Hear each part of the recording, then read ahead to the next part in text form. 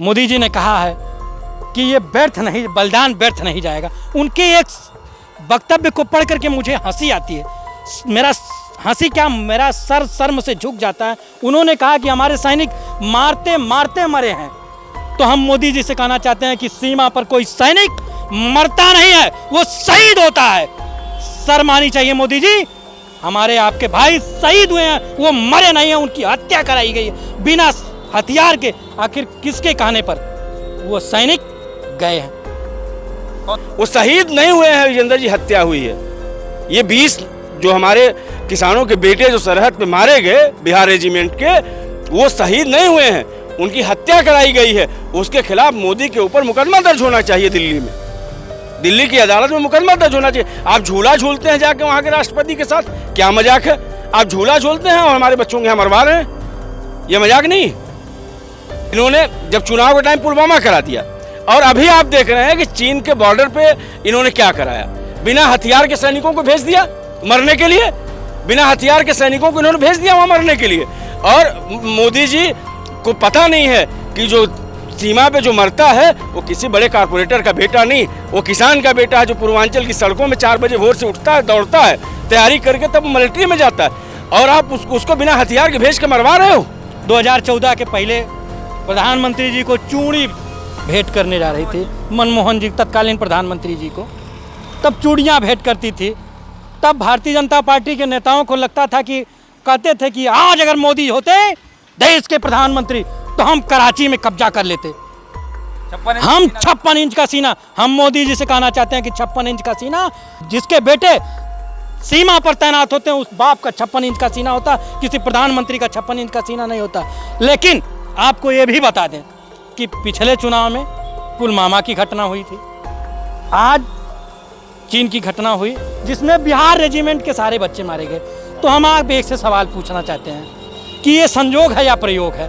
इसका विश्लेषण आप करिए कि सारे 20 अब उसका आप डेट से निर्धारण कर लीजिए।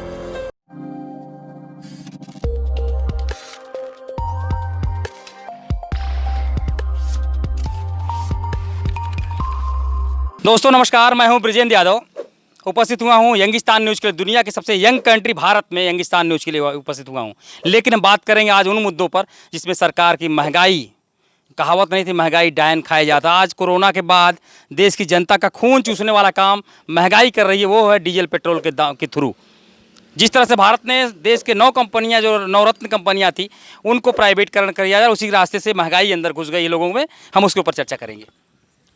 ये बताइए ब्रिजेंद्र भाई, आप बताइए जो महंगाई समय बढ़ी है आखिर में क्यों बढ़ी? सरकार क्या इसमें क्यों नहीं कुछ कहती? देखिए, महंगाई बढ़ने का जो प्रमुख कारण है वो सरकार का फेल्यूर है, सरकार की विफलता है। और सरकार की विफलता इसलिए हम कह सकते हैं कि सरकार ने लॉकडाउन जब किया इस देश के अंदर तो बिना प्लानिंग का किया, और पूरी प्लानिंग इनकी जो थी वो मतलब इनको समझ में नहीं आया कि हमको क्या करना है। इनके पास कोई प्लानिंग नहीं थी। इन्होंने आनंद फानंद में लॉकडाउन किया। लॉकडाउन के बाद आप देखे होंगे कि जो लॉकडाउन फर्स्ट था, फर्स्ट तक तो जनता और इस देश का मजदूर जो है वह मतलब सिस्टम में था इनके। लेकिन जैसे ही इन्होंने लॉकडाउन 2 की घोषणा किया, मजदूर जो है वो शहरों से गाँव की तरफ मूव कर गया, वह शहर से गाँव की तरफ चल दिया। और आप देखे होंगे किस तरह से मजदूर छाले लेकर के अपने घरों की तरफ लौटा है। सड़क पे बच्चे पैदा हो गए। मतलब जो लोग, मैं आपको याद दिला दूं कि बहुत यहाँ इस देश की जो कॉरपोरेट मीडिया जो एक हथनी के ऊपर जो चर्चा कर रही थी, लेकिन जब जहाँ इस देश में मजदूरनी की जब बात आई तो ये सारा जो कॉरपोरेट मीडिया है चुप हो गया। तो लेकिन प्रधानमंत्री भारत के तो देश के साथ खड़े थे, उन्होंने कहा था सब हम देखिए प्रधानमंत्री जी ने कहा हम देश के साथ खड़े हैं, और ये फ्रॉड प्रधानमंत्री ने कहा कि हम 20 लाख करोड़ का पैकेज लेके आ रहे हैं। लेकिन हम पूछना चाहते हैं कि 20 लाख करोड़ के पैकेज में कहीं कुछ नहीं। 2 लाख का मुद्रा लोन मिलता है जो बिना सिक्योरिटी के, 2 लाख से लेकर के 10 लाख तक लोन मोदी जी देने की बात कर रहे हैं।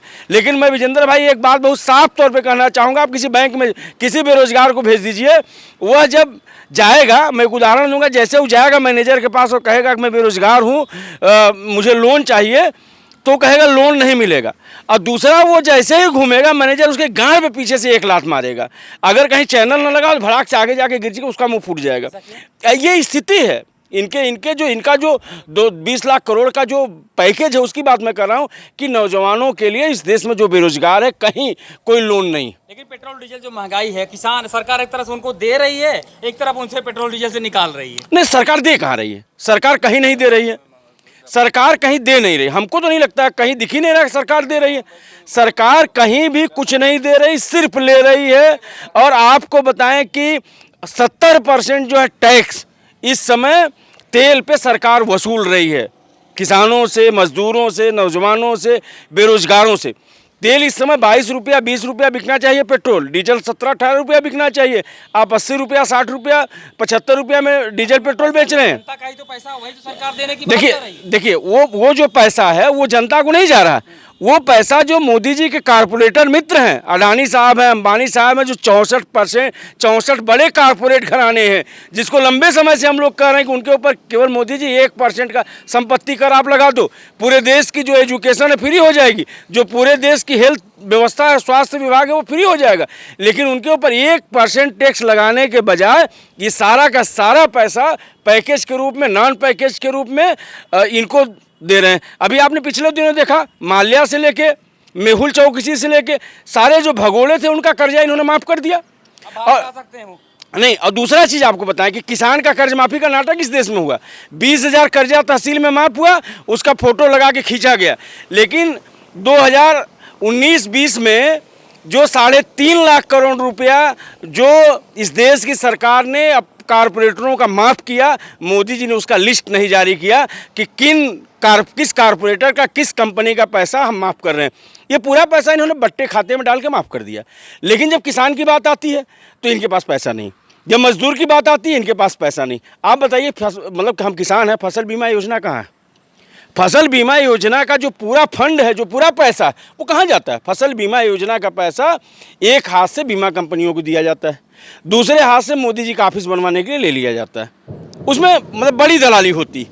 तो ये जो है आज किसान की फसल बीमा के नाम पे जो पैसा है, जो बजट है कृषि का, किसान सुखी नहीं है इनके कार्यकाल। भैया किसान सुखी नहीं है, किसान किसी तरह से घिसट के जी रहा है। मैं अपने यहाँ आप साल भर में 6,000 रुपए देते हैं। अरे भैया 6,000 क्या देते हैं? मैं आपको बताऊं, मेरा करोड़ों रुपया मेरा बाकी है। मैं गन्ना किसान हूँ। पूरे उत्तर प्रदेश के किसानों का जो अरबों रुपया, करोड़ों अरबों रुपया बाकी है, उसका ब्याज नहीं दे रहे हैं मोदी जी। पहले उन्होंने दिया पैसा। भैया हम करें तो मेरा अपना जो है 1 लाख रुपया सठिया चीनी मिल पे बाकी है। मैं कल जीएम से लेकर डीएम तक सबसे मैं बात कर रहा हूँ, भैया हमारा पेमेंट करा दीजिए, हमको धान की खेती करनी है, हमको गन्ने में खाद डालना है। लेकिन कहीं कुछ नहीं, कोई सुनवाई। हमारा पैसा योगी सरकार ने पैसा दिया है भैया। मैं आज मांग रहा हूँ, मैंने आज जीएम से बात किया, सठिया चीनी मिल के जीएम से आज मेरी बात हुई। करेंगे हमारे पास पैसा नहीं है, चीनी जब बिकेगा तब हम पेमेंट करेंगे। भाई जो सीरा बेचे आप क्या किए? जो और वेस्टेज निकला गन्ने से वो उसका आपने क्या किया? वो सारा का सारा पैसा जो है मतलब कहाँ गया? ठीक है, एक सवाल और लेते हैं आपसे। जो मुद्दा है, उत्तर प्रदेश सरकार जिस तरह से कोरोना पॉजिटिव महिलाओं के ऊपर सेंटर होम पे कई सारे महिलाओं को, अब आप देखिए, मतलब बहुत शर्मनाक बात इस देश के अंदर, खासकर मतलब जहाँ राम राज की कल्पना, मतलब अगर ऐसा राम राज ऐसे ही होता है जो मोदी जी का शासन है, जो योगी जी का शासन, ऐसे ही राम राज अगर होता है तो इस देश को राम राज नहीं चाहिए। आप बताइए कि शेल्टर होम पे घटना होती है, ये कोई देवरिया से लेके, बिहार से लेके अभी कानपुर में हुई। कानपुर में मतलब बच्चियां जो है 57 बच्चियां कोरोना पॉजिटिव पाई जाती हैं, जो है इसके बाद जो है एड्स पॉजिटिव पाई जाती हैं। और मतलब सबसे बड़ी बात कि शेल्टर होम में रहने वाली बच्चियां प्रेग्नेंट हो जा रही हैं, गर्भवती हो जा रही हैं। मतलब ये कैसा खेल चल रहा है? ये मोदी और योगी का खेल। जो योगी सरकार तो बहुत टाइट सरकार नहीं, कहाँ टाइट सरकार है? देवरिया में आपने नहीं देखा किस तरह से लीपापोती हुई? कलराज मिश्र की बहन का शेल्टर होम था जहाँ बच्चियों के साथ दुष्कर्म हुआ। हम कह रहे हैं उसकी जांच रिपोर्ट आज तक आई? उसका पार्ट 2 कानपुर भी है। उसका पार्ट 2 कानपुर है। आज वहाँ हल्ला मच रहा है। लेकिन आप एक हफ्ता बीत जाने दीजिए, बड़े कलाकार लोग हैं योगी जी, मोदी जी। योगी जी तो मोदी जी से बड़े बड़े कलाकार हैं। कोई नया इशू लाएंगे? जब आप देख रहे थे इस देश में मजदूरों का सवाल इस देश के अंदर जब खड़ा हो रहा था, इन्होंने जब चुनाव के टाइम पुलवामा करा दिया। और अभी आप देख रहे हैं कि चीन के बॉर्डर पे इन्होंने क्या कराया? बिना हथियार के सैनिकों को भेज दिया मरने के लिए। बिना हथियार के सैनिकों को इन्होंने भेज दिया वहाँ मरने के लिए। और मोदी जी को पता नहीं है कि जो सीमा पे जो मरता है वो किसी बड़े कारपोरेटर का बेटा नहीं, वो किसान का बेटा है जो पूर्वांचल की सड़कों में 4 बजे भोर से उठता है, दौड़ता है, तैयारी करके तब मिलिट्री में जाता है, और आप उसको बिना हथियार के भेज के मरवा रहे हो। आप इस देश की जो सरकार है वो मरवा रही है, जानबूझ के मरवा रही है। आज को अगर यही स्थिति रही तो मैं कहना चाहता हूं कि मोदी जी बहुत बड़ा मॉडल पेश करते हैं गुजरात का। कितने लोग सेना में हैं? वहाँ 1% भी लोग सेना में गुजरात से नहीं है। तो उत्तर प्रदेश बिहार के बेचारे जवान नहीं, उत्तर प्रदेश और बिहार के जवान वो किसानों और मजदूरों के बेटे हैं, वो शहीद नहीं हुए हैं। विजेंद्र जी, हत्या हुई है। ये 20 जो हमारे किसानों के बेटे जो सरहद पे मारे गए बिहार रेजिमेंट के, वो शहीद नहीं हुए हैं, उनकी हत्या कराई गई है। उसके खिलाफ मोदी के ऊपर मुकदमा दर्ज होना चाहिए। दिल्ली में, दिल्ली की अदालत में मुकदमा दर्ज होना चाहिए। आप झूला झूलते हैं जाके वहाँ के राष्ट्रपति के साथ, क्या मजाक है? आप झूला झूलते हैं और हमारे बच्चों के यहाँ मरवा रहे हैं, ये मजाक नहीं। एक सवाल और लेते हैं प्रधानमंत्री जी के। हमारे देश के प्रधानमंत्री जिस बातों को लेकर खड़े थे अब तक लगातार कर रहे हैं, बेटी बचाओ बेटी पढ़ाओ। उत्तर प्रदेश में कोरोना पॉजिटिव महिलाएं शेल्टर होम में मिली हैं, HIV संक्रमित हुई हैं। और बात करें, ये बताइए सर, योगी सरकार है उत्तर प्रदेश में, बाबा योगी बाबा जी, सरकार सही चल रही है? सरकार योगी बाबा की, अब आपने अभी वीरेंद्र भाई ने बताया है कि शेल्टर होम की घटनाएं जैसे घट रही हैं, राम राज आप कहते हैं कि हम राम राज लाएंगे। अगर इस राम राज में आप बेटी पढ़ाओ बेटी बचाओ का नारा देते हैं, वो नारा नहीं था, वो एक चेतावनी थी। जब बेटियां बचेंगी तभी बेटियां पढ़ेंगी। अगर संवासनी गृह में हमारी बेटियों के साथ, आपके हमारी बहनों के साथ इस तरह की दुष्कर्म की घटनाएं हो रही हैं, इस तरह से उनका शारीरिक शोषण किया जा रहा है, तो ऐसा रामराज हमें नहीं चाहिए। ऐसा रामराज आपको मुबारक हो। और दूसरी घटना, अभी पिछले दिनों 69,000 की भर्ती हुई है शिक्षकों की। 69,000 भर्ती में भारतीय जनता पार्टी के बड़े बड़े नेता संलिप्त हुए थे। उस एक ही विद्यालय के सारे टॉपर की लिस्ट जो आई थी, एक ही विद्यालय से आई थी। जब उसकी घटना की जांच इलाहाबाद के SSP ने शुरू किया तो उनको प्रतीक्षा रद्द कर दिया गया, उनको प्रतीक्षा सूची में डाल दिया गया, उनका ट्रांसफ़र कर दिया गया। तो जब हम क्यों डाल दिया गया है, आप इस बात को समझिए, क्योंकि भारतीय जनता पार्टी के बड़े बड़े चेहरे बेनकाब होने जा रहे थे। तो सरकार वही जांच कर रहे हैं। वही सरकार, आप ही की जज है, आप ही अदालत हो, फरियाद हम किससे करें? ये तो आपके रामराज की हाल है। ये बताइए, जो पेट्रोल डीजल की महंगाई, आप किसान के बच्चे हैं, खेती कैसे करेंगे? महंगाई इतना है। महंगाई तो कमर तोड़ महंगाई है। 2014 के पोस्टर बैनर देखते थे तो बड़ी बड़ी होर्डिंगें लगती थी। स्मृति ईरानी जैसे लोग, उनकी तो बाद में बात करते हैं, पहले तो होर्डिंग की बात कर लेते हैं। उन्होंने तब लिखा जाता था कि बहुत हुई महंगाई की मार, अब की बार मोदी सरकार, बहुत हुई जनता पर पेट्रोल डीजल की मार, अब की बार मोदी सरकार। तब दिल्ली सरकार के कब्जे में पेट्रोल डीजल का दाम हुआ करता था। अब निजी कंपनियों को दे दिया जा रहा है, तो निजी कंपनियां अपने हिसाब से रोजाना लूट रही हैं। मोदी जी ने कहा है कि आत्मनिर्भर बनिए। आप शाम को पेट्रोल ले लीजिए, सुबह 50 पैसे फ़ायदे में बेच दीजिए, 1 रुपया फ़ायदा में बेच दीजिए, क्योंकि रोजाना डीजल का दाम, पेट्रोल का दाम बढ़ रहा है। तो आप आत्मनिर्भर बनिए। मोदी जी ने कहा है कि शाम को पेट्रोल ले लीजिए, सुबह बेच दीजिए। ये आम जनता का, उनका फ़ायदे का एक नियम बनाया है। भैया कहाँ हैं आप वीरेंद्र भाई? उनके पीछे पड़े हुए हैं। तो इस तरह से मोदी जी आत्मनिर्भर बनाने की एक प्रक्रिया कर रहे हैं। और स्मृति ईरानी जी तो महान नेता हैं, बड़ी नेता हैं। वो 2014 के पहले प्रधानमंत्री जी को चूड़ी भेंट करने जा रही थी, मनमोहन जी, तत्कालीन प्रधानमंत्री जी को। तब चूड़ियाँ भेंट करती थी। तब भारतीय जनता पार्टी के नेताओं को लगता था कि, कहते थे कि आज अगर मोदी होते देश के प्रधानमंत्री तो हम कराची में कब्जा कर लेते। हम 56 इंच का सीना, हम मोदी जी से कहना चाहते हैं कि 56 इंच का सीना हमारे आपके बाप का हसीना है, जो अपने हम जैसे नौजवानों को, आप जैसे नौजवानों को सीमा पर अपने बेटे को भेजता है। जिसके बेटे सीमा पर तैनात होते हैं, उस बाप का 56 इंच का सीना होता, किसी प्रधानमंत्री का 56 इंच का सीना नहीं होता। लेकिन आपको ये भी बता दें कि पिछले चुनाव में पुलवामा की घटना हुई थी, आज चीन की घटना हुई, जिसमें बिहार रेजिमेंट के सारे बच्चे मारे गए।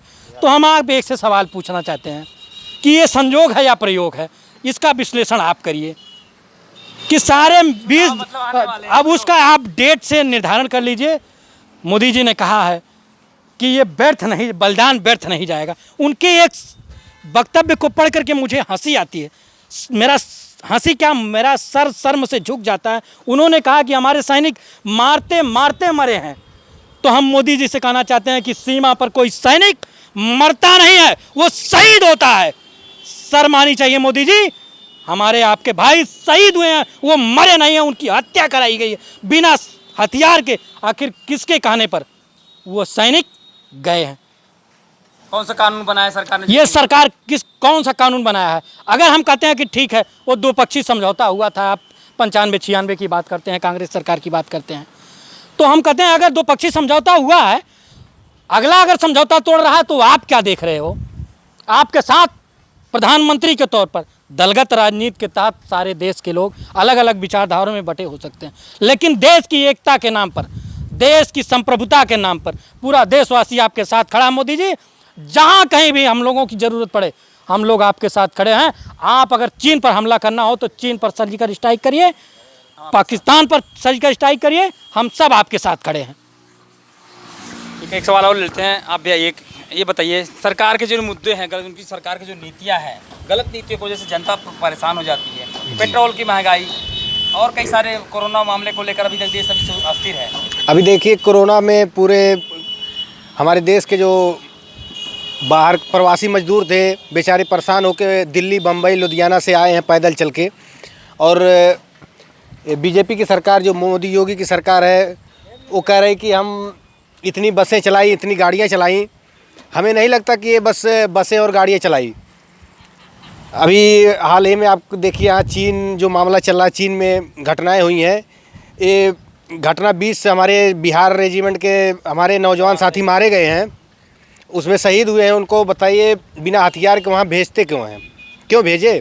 आप कोरोना महामारी में प्रियंका गांधी जी ने अपनी बसें 1000 बसें भेजी थी वहाँ राजस्थान से, मध्य प्रदेश से दिल्ली बॉर्डर पे सरकार को लाने के लिए, वो प्रवासी मजदूरों को लाने के लिए। तो इन्होंने जांच करवा दिया कि उसमें फर्जी, हाँ, उनका नंबर गलत है, एम्बुलेंस के नंबर है, ऑटो के नंबर है। और हम कहते हैं कि योगी और मोदी सरकार से कि आप जो हमारे चीन के बॉर्डर पे मारे गए 20 बिहार रेजिमेंट के जवान हैं, उनका भी जांच करवाइए कि उनको मारने वाले कौन थे, मारने वाले कौन थे। हाँ, जब हम कहते हैं कि अभी अब जब 2014 के पहले हम एक सुझाव देना चाहते हैं भारतीय जनता पार्टी के नेताओं को कि 2014 के पहले के जितने उनके वरिष्ठ नेता हैं सब अपना अपना वीडियो देख लें। क्योंकि तब कहते थे कि प्रधानमंत्री जी, तत्कालीन प्रधानमंत्री को मोदी जी कहते थे कि प्रधानमंत्री जी आप पाकिस्तान और चीन को लव लेटर लिखना बंद करिए, आप पाकिस्तान पर हमला करिए, आप चीन पर हमला करिए, पूरा देश आपके साथ खड़ा है। तो हम आज भी कहते हैं कि आपके साथ पूरा देश खड़ा है, आप पाकिस्तान पर भी हमला करिए, चीन पर भी हमला करिए, पूरा देश आपके साथ खड़ा है और आपके कंधे से कंधा मिला करके पूरे देश आपके साथ खड़ा है। तो आप लव लेटर लिखना बंद कर दीजिए, लाल लाल आंखें जो दिखाइए, जो आपका 56 इंच का सीना आप कहते थे, वो 56 इंच के सीने का प्रदर्शन करिए और चढ़ाई करिए पाकिस्तान पर और चीन पर। जितनी हमारी ज़मीनें कब्जा हुई हैं, आपको मोबाइल दिखा दूं, एक ही पेपर में, 1 मिनट विजेंद्र भाई रुक लीजिए, आपको इस देश की मीडिया कहाँ जा रही है, हम आप कहाँ जा रहे हैं, सोच लीजिए कि एक ही पेपर में 2 खबर छपती है। सेना के हवाले से एक खबर छपती है कि हमारी ज़मीन को पाकिस्तान, चीन छोड़ नहीं रहा है।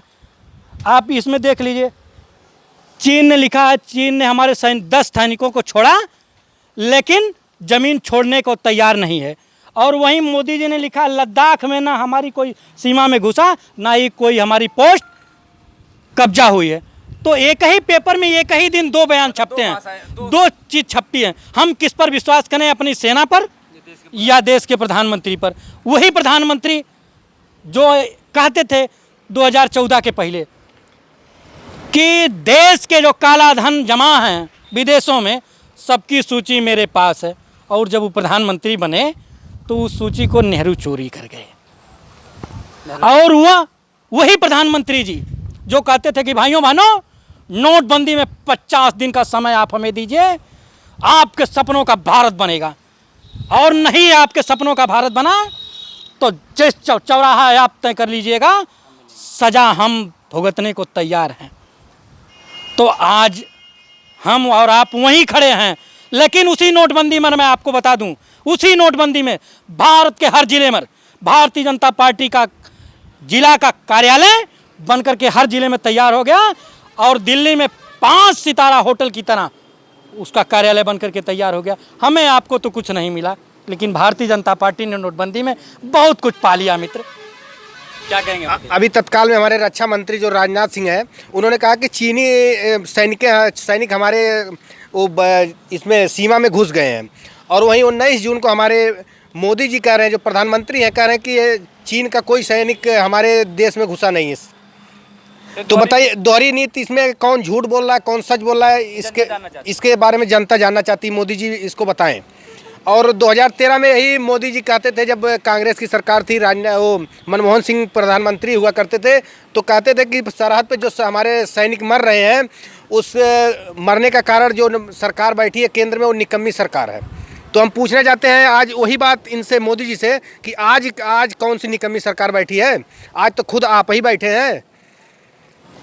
1996 में देश के रक्षा मंत्री मुलायम सिंह जी हुए थे। उन्होंने अपने सैनिकों को 4 किलोमीटर चीन के अंदर भेजा था। देश के, अगर हम कहते हैं, देश को मुलायम सिंह जैसा रक्षा मंत्री एक बार फिर जरूरत है। इन्होंने एक बात कही है कि मुद्दे को लेकर है कि जो इस तरह से सरकार इस समय बीजेपी पेट्रोल को लेकर, डीजल को लेकर महंगाई अपने चरम पर पहुंची है, हमें लगता है सरकार योगी को इस मुद्दे को लेकर कहीं सोचना चाहिए, जवाब देना चाहिए।